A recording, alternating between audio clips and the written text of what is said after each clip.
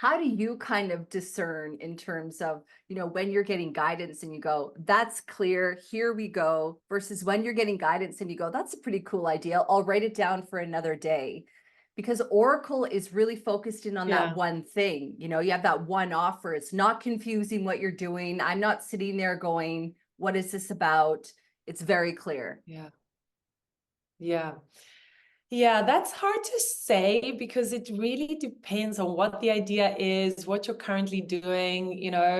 I tend to have so many ideas, and I also think it's kind of like a muscle, the more ideas you have, like the more I seem to have. People say to me all the time, oh my God, you have so many ideas. And sometimes I need to hold myself back. That's maybe one of my problems is like, oh my gosh, I would another great idea and another great idea. So I write them all down for sure. Just write it all down. In fact, I write so many ideas that then I put them in categories. This is like a marketing idea. This is like a product idea. This is a staff idea or a logistics idea.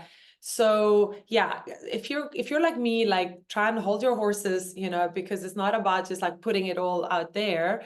And you really need to use a bit of logic, a little bit of like, like the heart and the mind have to work together. It's not just all heart and it's not all mind. You just have to, you have to use your discernment. Inspiration comes from the heart. If you're a spiritual person, maybe you get a lot of inspiration, and that's great.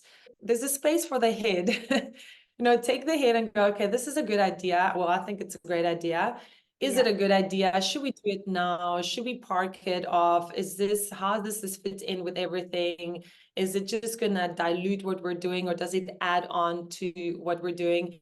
And really talk to your team. I mean, maybe you're a one-man show, but most people tend to have, some people that work with them. And so it goes back to like being humble and listening. Like I just share with my team very often.